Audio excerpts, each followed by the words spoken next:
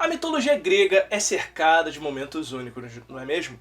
Principalmente quando nós olhamos para os deuses do Olimpo, onde nós temos seres que eram imortais e faziam o que bem entendiam, principalmente quando afetava a vida dos homens ou até mesmo a vida dos demais que o cercavam. Às vezes lutavam entre si, outras vezes castigavam os mortais como bem entendiam ou se envolviam, tendo uma relação de amor, ódio ou ciúme. Mas e se eu disser a você que um deus sombrio da mitologia grega literalmente fez algo que quase, mas quase, destruiu a raça humana? Ah, ficou curioso, não é mesmo? Então fique aí, porque hoje estaremos falando sobre Hades e Perséfone.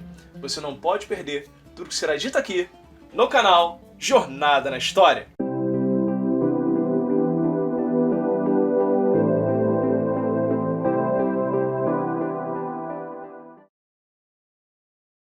Pessoal, antes de mais nada, já gostaria de estar pedindo a você, vai deixando aquele like esperto aqui no vídeo.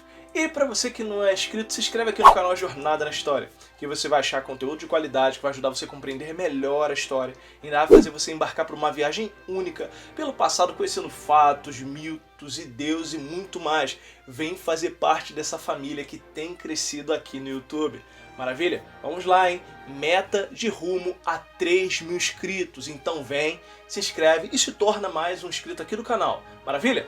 Bom, meu povo, eu sei que vocês gostam de mitologia grega, não é mesmo? Até porque aqui no canal nós temos diversos vídeos falando sobre isso. Eu sei que você curte. Já falamos sobre Cronos, já falamos sobre sobre Ícaro, já falamos sobre Zeus e entre outros fatores. Ok? Mas, normalmente, quando nós olhamos para a mitologia grega, nós sempre olhamos para os heróis, para os deuses, as guerras e tudo mais. Mas, uma coisa que eu gostaria de te perguntar. O que você sabe sobre Hades? Hades, o deus do submundo, aquele cara que normalmente é sempre ligado à morte, o pós-vida, aquele que era representado como uma forma macabra, inclusive na série Hércules da Disney sempre fora representado como um inimigo dos deuses, aquele que queria tomar o Olimpo e tudo mais, e até mesmo fora um dos antagonistas do próprio jogo God of War 2. Mas e se eu disser a você que Hades, ele não era, vamos dizer assim, tão antagonista?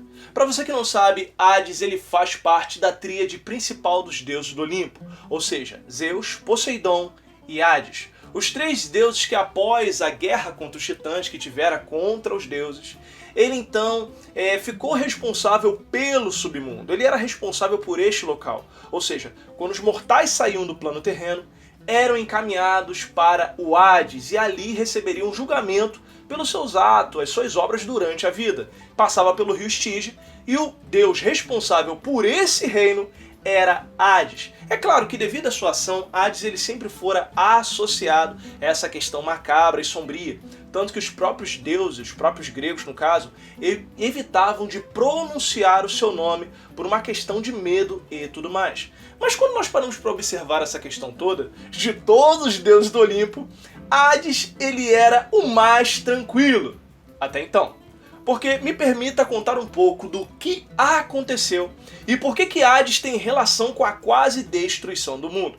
Bom, eu apresentei para você Hades e mostrei um pouco de sua história. Mas eu gostaria de falar para você a respeito de Perséfone. Sim, Perséfone ela está ligada a como se fosse a deusa da colheita, das estações e tudo mais. Normalmente Perséfone é representada como uma mulher muito bela, virgem, bem vestida e com uma romã na mão. E bom, na verdade o que ela tem a ver com isso? Pelo que parece, Perséfone ela era filha de Deméter, irmã de Zeus, Poseidon e Hades, e Perséfone também era a deusa das estações e as duas trabalhavam juntas pelas questões de colheita e cuidado do tempo e tudo mais que agradava e cuidava dos mortais. Mas Perséfone tinha uma característica única. Ela era considerada uma deusa muito bela. Exatamente. E ao que tudo indica, ela era tão bela que atraía os outros deuses. E aconteceu que um belo dia, Hades, nos seus afazeres, olhou para o Monte Olimpo e viu Perséfone. E, ao que parece, ele então rapta a deusa e a leva para o submundo. E, bom, nisso daí, falando no português até mais que claro, ocorre uma treta violenta no Olimpo. Até porque Deméter fica desesperada em ver que a filha tinha desaparecido e descobriram que, na verdade, ela tinha sido raptada pelo próprio tio, que no caso seria Hades. E Hades queria Perséfone para si como esposa. Então, ao que parece, Zeus, rei dos deuses, pai do Olimpo, resolveu intervir. Entretanto, devido a essa regra de que cada deus da tríade principal cuidaria de um reino, Zeus não poderia ficar se intrometendo nas questões que foram feitas por Hades, até para não gerar um conflito ou uma guerra desse tipo. Então Deméter meio que surta. Ela então começa a mexer na estrutura natural das coisas, e devido à tristeza dela, as estações foram ficando descontroladas, as colheitas começaram a morrer, a fome e o caos reinaram sobre o mundo devido ao desaparecimento de Perséfone. Então Zeus resolve intervir e tudo mais. O problema fora que parece que nesse período, para que o casamento de Perséfone e Hades não fosse efetivado, ou seja, não fosse selado, Perséfone não poderia comer nada que lhe fosse oferecida no submundo. Se ela comesse, ela ficaria presa ali por toda a eternidade. Então, Perséfone, sem saber ou até mesmo por um descuido, ela acaba comendo umas sementes de romã. Outras versões vão dizer que Hades oferece um romã a ela e ela, por fome, acaba comendo e assim tem o seu destino selado. E bom, acabou assim? Ao que parece, não. Porque Zeus consegue entrar de certa forma num trato com Hades para que o mundo não acabasse entrando em colapso e fora feito o seguinte acordo. Durante 1/3 do ano, Perséfone ficaria no submundo. E no restante do ano, ela ficaria junto de sua mãe. E ao que parece, essa explicação é a que os gregos se utilizam para explicar as estações do ano. Que durante o verão, primavera e outono, Perséfone está junto a Deméter. E durante o inverno, a jovem deusa está com seu marido no submundo. E ao que tudo indica, por Perséfone estar no submundo, ela aprendeu a governar o próprio submundo junto com o seu marido. E bom, não pense você que Hades era tão tranquilo como muitos contam.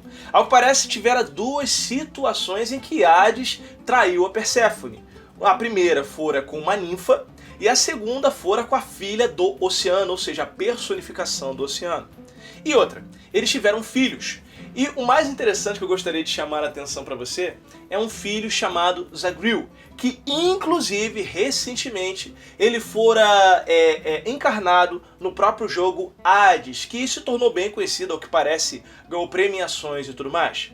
E bom, essa é a história de Hades e Perséfone. Um relacionamento que quiseram, no caso Hades, quis iniciar, mas que gerou consequências e quase a destruição total da vida humana sobre a Terra.